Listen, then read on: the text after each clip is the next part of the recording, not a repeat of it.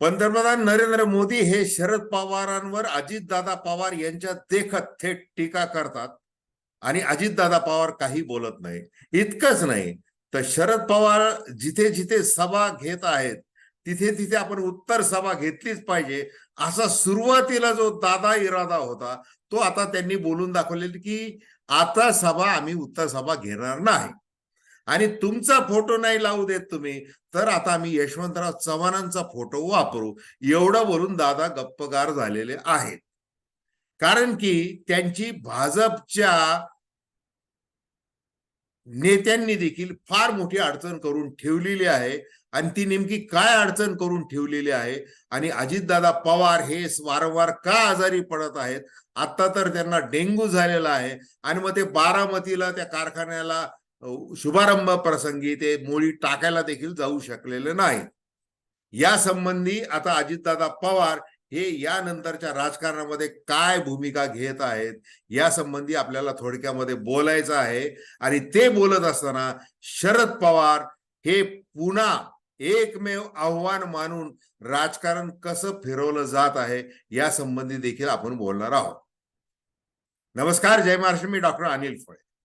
हे बघा, तुमचं आता वय झालं, 83 वय झालं, 84 वय लागलं, आता तुम्ही निवृत्त व्हा, सल्लागाराचं काम करा असं अजितदादा पवार यांनी ठणकावून जाहीरपणे सांगितलं तरी ते देखील त्यांनी ऐकलं नाही. नंतर कारण बाहेर आलं की आपल्याला भाजपमध्ये जायचंय आणि हे काही तुम्ही मान्य जर करत नसाल तर आम्ही बाहेर जातो आणि या दबावापोटी शरद पवार यांनी पक्षाध्यक्षपदाचा राजीनामा दिला होता. हे कारण नंतर बाहेर आलं.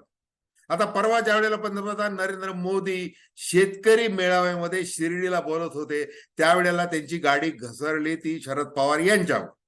त्यावेळेला शेतकऱ्यांसाठी काय केलेलं आहे यांनी? हे महाराष्ट्रातले एवढे मोठे दिग्गज नेते जे 10-11 वर्ष केंद्रामध्ये कृषी मंत्री होते त्यांच्या काळामध्ये कसं शेतकऱ्यांची अवहेलना झालेली होती आणि आता कसं होतंय, आता किती चांगलं होतंय याचा सगळा पट त्यांनी त्यांच्या भाषेमध्ये मांडला. आता तो काय मांडला आणि स्वतः शरद पवार यांनी त्याला काय उत्तर दिलं हे एव्हाना सगळ्यांना माहिती आहे. हे बघा, शरद पवार यांच्याकडे ज्या वेळेला तत्कालीन नेते डॉक्टर मनमोहन सिंग आणि प्रणव मुखर्जी हे आले आणि त्यांनी सांगितलं की शरदजी आपल्याला कुठलं खातं हवं आहे. त्यावेळेला शरद पवार असं म्हटलंय की ज्या शेतीचा देशातल्या 60% लोकसंख्येवर परिणाम होतो ते खातं मला हवं आहे, कारण की मी जन्मतः शेतकरी आहे आणि हे खातं सांभाळायला मला अधिक आनंद वाटेल. मनमोहन सिंग आणि प्रणव मुखर्जी यांना आश्चर्य वाटलं. त्यांना असं वाटलं की हा बाबा आपला आता घोडा अडवणार, गृह खातं किंवा अर्थ खातं असं काहीतरी, संरक्षण खातं असं मोठं खातं मागणार आणि आपली अडचण करणार. परंतु तसं काही झालं नाही. मग त्यानंतर शरद पवारांनी ज्या ज्या पद्धतीने हे खातं सांभाळलं याचं कौतुक त्यांच्या 75व्या वर्षी म्हणजे शरद पवारांचा ज्या वेळेला अमृत महोत्सव दिल्लीमध्ये झाला होता त्यामध्ये सोनिया गांधी यांच्यासह पंतप्रधान नरेंद्र मोदी हे देखील त्यावेळेला उपस्थित होते आणि ते त्यावेळेला काय बोलले याचा देखील व्हिडिओ आलेला आहे. त्यानंतर पंतप्रधान झाल्यानंतर बारामतीला विद्या प्रतिष्ठानच्या कार्यक्रमाला ज्यावेळेला नरेंद्र मोदी आले होते त्यावेळेला देखील त्यांनी बारामतीची शेती आणि बारामतीचा विकास आणि महाराष्ट्राचा एकूण शेतीचा विकास याविषयी भाष्य केलं होतं. इतकंच नाही तर त्यांनी ते सांगितलं होतं मला एकमेव आधार होता ज्या वेळेला हे संयुक्त पुरोगामी आघाडीचं सरकार होतं, मी गुजरातचा मुख्यमंत्री होतो, त्यावेळेला मला ज्या काही अडचणी येत होत्या केंद्राकडे माझं म्हणणं ज्या वेळेला मांडायचं असायचं तर त्यावेळेला मला शरद पवार हाच एकमेव आधार होता आणि मी त्यांच्याकडे जायचो. इतकंच नाही तर मोदी असं म्हटले होते की मी त्यांचं बोट पकडून राजकारणामध्ये आलेलो आहे. शिर्डीमध्ये बोलताना देखील ते असं म्हटले की मी वैयक्तिकरित्या त्यांचा सन्मान करतो. आता लोकसभेचं वारं इतकं जोरात वाहत आहे. प्रत्येक नरेंद्र मोदी यांची सभा म्हणजे ही जाहीर सभा आहे, प्रत्येक पक्षाच्या नेत्याची सभा म्हणजे ही जाहीर सभा आहे. मग आता या सभेमध्ये राजकारण म्हणून एकमेकांवर वार करायचे असतात. मग शिर्डीमध्ये तसंच झालं. पंतप्रधान नरेंद्र मोदी यांनी शरद पवारांवर टीका केली आणि मग त्याला उत्तर त्यांनी दिलं. आता हे सगळं होत असताना अजितदादा पवार गप्प का असा प्रश्न विचारला गेला. हे बघा, अजितदादा पवार आणि एकूणच पवार कुटुंब हे राजकारणामध्ये एकमेकाशी सख्य बाळगून आहे सुरुवातीपासून. आता शरद पवारांचे बंधू प्रतापराव पवार यांनी दैनिक सकाळच्या सप्तरंग पुरवणीमध्ये आज त्यांचा स्तंभ लिहिताना या गोष्टीचा उल्लेख केला की यांचं पवार कुटुंबामधलं सख्य आणि सामंजस्य हे राजकारणामधलं वैचारिक मतभेद असतात आणि मग ते राजकीय दृष्ट्या कसे व्यक्त केले जातात, एकमेकांना सल्ले कसे विचारले जातात, याचा एक खुलासेवार तपशील, म्हणजे फार मोठा खुलासा नाही पण त्यांच्या म्हणजे प्रतापराव पवार यांच्या वाढदिवसाच्या निमित्ताने शरद पवार आणि सुप्रियाताई सुळे त्यांना भेटले, शुभेच्छा दिल्या, त्या निमित्ताने ती आठवण काढत त्यांनी सगळा तो आलेख त्याच्यामध्ये थोडक्यामध्ये मांडलेला आहे त्या स्तंभामध्ये. तर ते असं म्हटलेले आहेत की शरद पवार ज्या वेळेला 19 वर्षाचे होते त्यावेळेला ते काँग्रेस विचारसरणीला समोर ठेवून होते आणि बाकीचे सगळे काँग्रेस विरोधी होते पवार कुटुंबामध्ये, तरी त्यांनी त्यावेळेला तिथून त्याच्या राजकारणाला सुरुवात झालेली आहे. त्यामुळे त्यांनी त्यांचं आपलं पथ्य जपलेलं आहे. दुसरीकडे एक बंधू म्हणून त्यांनी त्यांच्या असा उल्लेख केलाय प्रतापराव पवारांनी की वयाचा काय प्रश्न येतो, म्हणजे 38व्या वर्षी ते जर मुख्यमंत्री होते त्यावेळेला खूपच तरुण आहे, लगेच मुख्यमंत्री कसा, हा प्रश्न निर्माण झाला नाही. मग आताच तो प्रश्न निर्माण कशाला केला जातो. मग हे सांगत असताना त्यांनी पी.व्ही. नरसिंहराव यांचं एक उदाहरण दिलंय. पी.व्ही. नरसिंहराव ज्या वेळेला आजारी होते त्यावेळेला ते वृद्धत्वाकडे झुकलेले होते, नुसतेच नाही तर ते वृद्ध होते. मग त्यांना हैदराबादला जायचं होतं की आपला आजार आहे, मग आता आपण काळजी घेतली पाहिजे, परंतु ते पंतप्रधान झाले आणि नंतर 5 वर्षे त्यांनी अल्पमतातलं सरकार हे खणखणीतपणे चालून दाखवलं. मग तसं शरद पवार का नाही करू शकत, असं थोडक्यात त्यांना मध्ये सुचवायचं आहे. मग आता राजकारणामध्ये आव्हानं येतात, अपयश येतं. मग आता 44 पैकी 40 लोक गेले किंवा काय गेले याची काही पर्वा न करता अतिशय स्थिर मनाने शरद पवार हे राजकारण करत असतात. त्याच्यामुळे ते कुणाच्याच हाताशी लागत नाही. मग आता हे शरद पवारांचं जे काही राजकीय मोठेपण आहे हे अजितदादा पवार यांना वेगळं सांगायची गरज आहे का. पवार कुटुंबामध्ये जी काही चर्चा होती, मग आता मध्यंतरीच्या आता एक 8-15 दिवसापूर्वी जे एका अनंतराव पवार विद्यालयाचं वास्तूचं उद्घाटन झालं त्यावेळेला अजितदादा पवार हे तिथं होते. भले त्यांनी त्यांच्या खुर्चीवर बसले नाही, शरद पवारांच्या बाजूच्या खुर्चीवर त्यांनी तिथल्या नावाची पट्टी जरूर काढली त्यांनी आणि दुसरीकडे 4 खुर्च्या ओलांडून बसले, गॉगल घातला आणि त्यांनी मधुर तिथं त्यांच्या भावना व्यक्त केल्या. हे सगळं झालं. इकडे ज्या वेळेला निवडणूक आयोगामध्ये प्रश्न गेलेला आहे की राष्ट्रवादी कुणाची, घड्याळ कुणाचा, पक्ष कुणाचा, राष्ट्रीय अध्यक्ष कोण. मग एकनाथ शिंदे यांना जसं राष्ट्रीय अध्यक्ष त्यांना अध्यक्षपद मिळालं, पक्षप्रमुख पद मिळालं, धनुष्यबाण मिळालं, त्याचनुसार आपल्याला राष्ट्रीय अध्यक्षपद मिळेल आणि राष्ट्रवादीचं चिन्ह देखील मिळेल असं अजितदादा पवार आशा बाळगून आहेत आणि त्यांच्याही मागे महाशक्ती आहे. इकडे सुप्रीम कोर्टामध्ये आता शिंदे गट आणि राष्ट्रवादीचा गट यांची एकत्रित सुनावणी चालू आहे. या सगळ्या परिस्थितीमध्ये कायदेशीर लढा देत असताना शरद पवार यांनी राष्ट्रवादीमध्ये फूट झालेलीच नाहीये.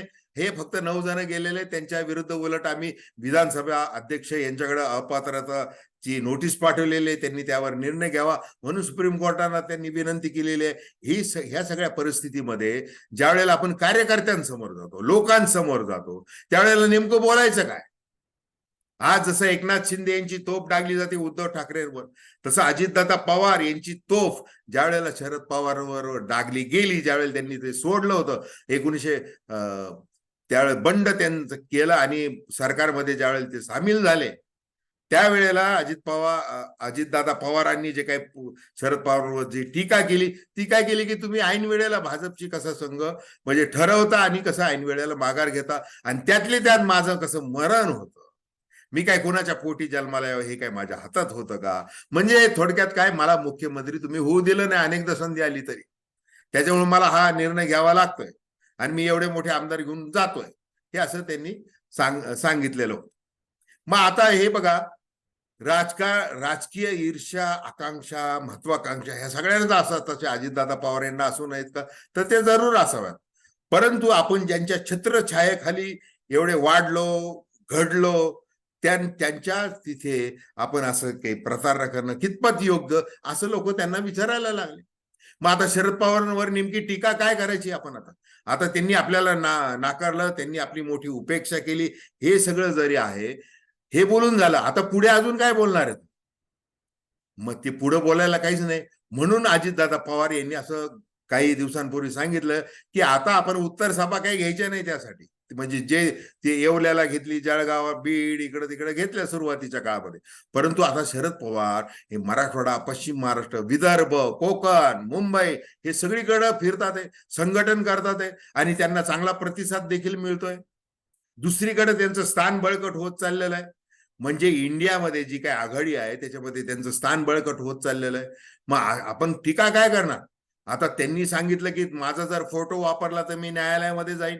मग आता तुमचा फोटो वापरता येत नाही म्हणून आम्ही यशवंतराव चव्हाणांचा फोटो वापरायचा.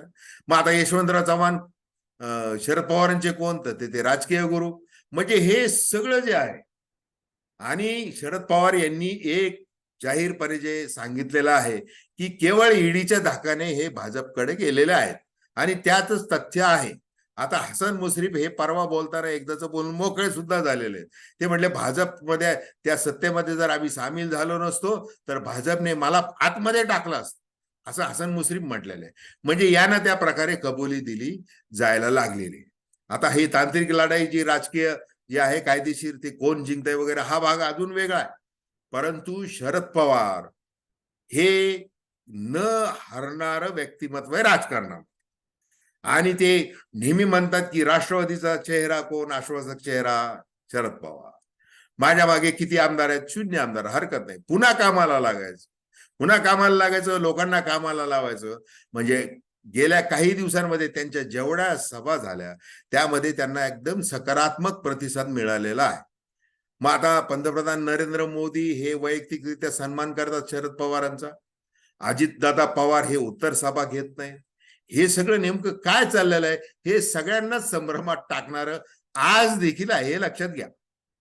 त्यामुळे पुढे काय होतंय अजून लोकसभा निवडणुकीच्या आधी किंवा पुढे पुढे अजून काय होतंय आणि शरद पवार हे पुन्हा एकदा राखेतून म्हणजे राजकीय दृष्ट्या ते कसे पुन्हा भरारी घेतात हेच आपल्याला आता बघायचं.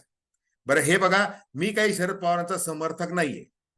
जे काय होतं ते गौतम अदानींना भेटतात, मग त्यांचं कसं राजकारण कळत नाही, या बोटाची चुंकी त्या बोटावरती कशी नेतात, मग ते कसे आपला शब्द फिरवतात, त्यांच्या बोलण्याचे किती अर्थ निघतात.